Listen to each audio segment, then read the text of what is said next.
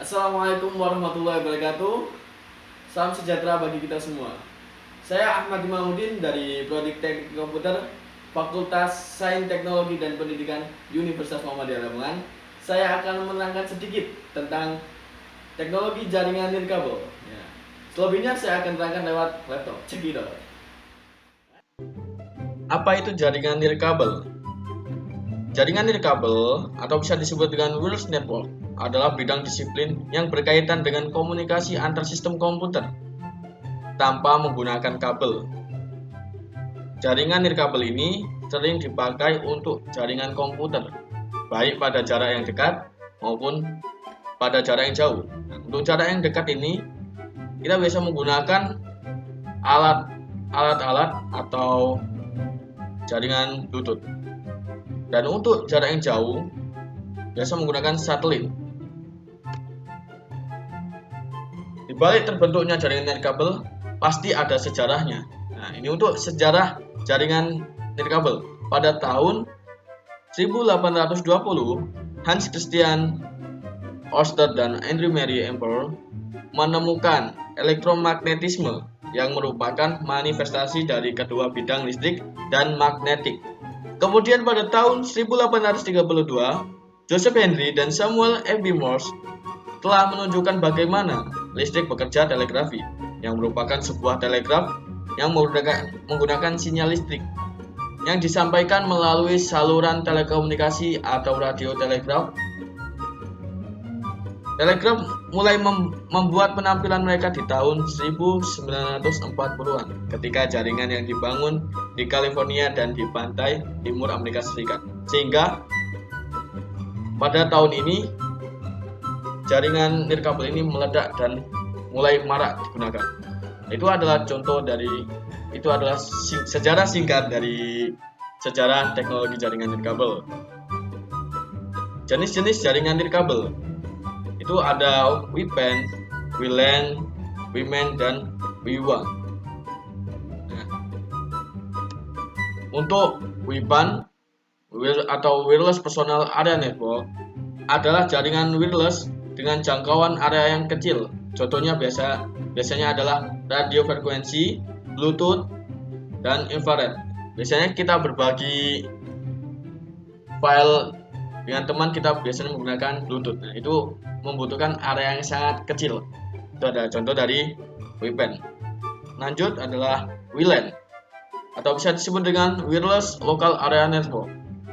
Adalah suatu jenis jaringan komputer yang menggunakan gelombang radio sebagai alat atau media transmisi data dalam area terbatas, seperti rumah, sekolah, dan lab.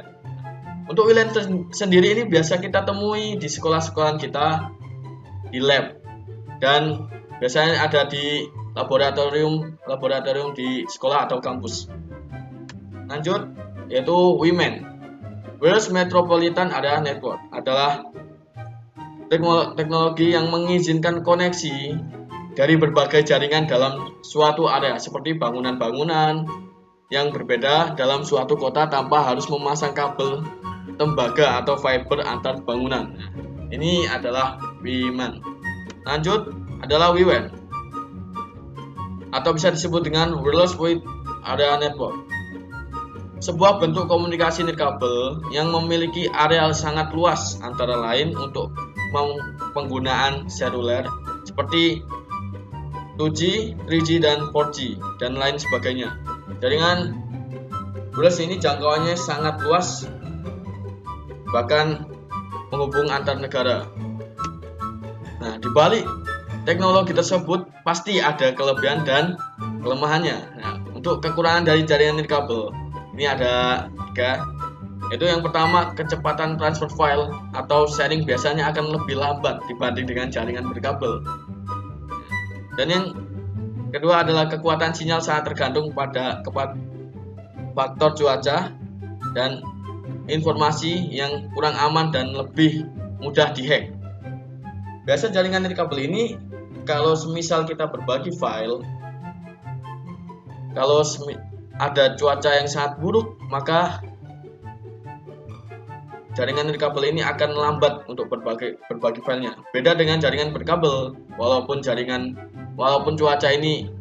sangat buruk, dia tidak akan lambat untuk berbagi filenya. Beda dengan jaringan yang nirkabel. Nah, untuk keuntungan jaringan nirkabel adalah pengguna dapat bergerak bebas dalam menggunakan laptop maupun perangkat genggam karena jangkauan lebih luas. Ya, pasti karena kita tanpa kabel. Kalau menggunakan kabel, maka jangkauannya akan lebih lebih tidak luas karena kita tergantung pada tempat dengan yang kabel itu. Ya. Dua adalah pengguna dapat berbagi file dan sumber daya lainnya dengan perangkat lain yang terhubung ke jaringan tanpa harus dilepas ke port. Mempermudah menambahkan perangkat ekstra ke jaringan karena tidak memerlukan pemasangan kabel baru. Ini keuntungan dari kabel. Dan yang terakhir sudah pasti lebih nyaman digunakan karena jaringan ini tidak tergantung pada kabel. Kita bisa menggunakannya dengan tidur, dengan duduk santai-santai. Nah, kita bisa menggunakannya. Nah, ini contoh dari area jaringan nirkabel.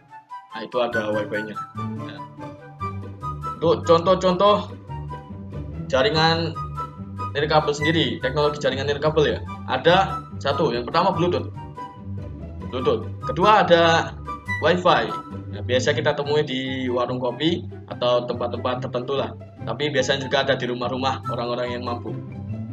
Dan ada juga Bluetooth wireless. Biasanya kan ada Bluetooth yang pakai kabel dan ada juga yang tidak. Nah, itu yang tanpa kabel itu lebih nyaman digunakan.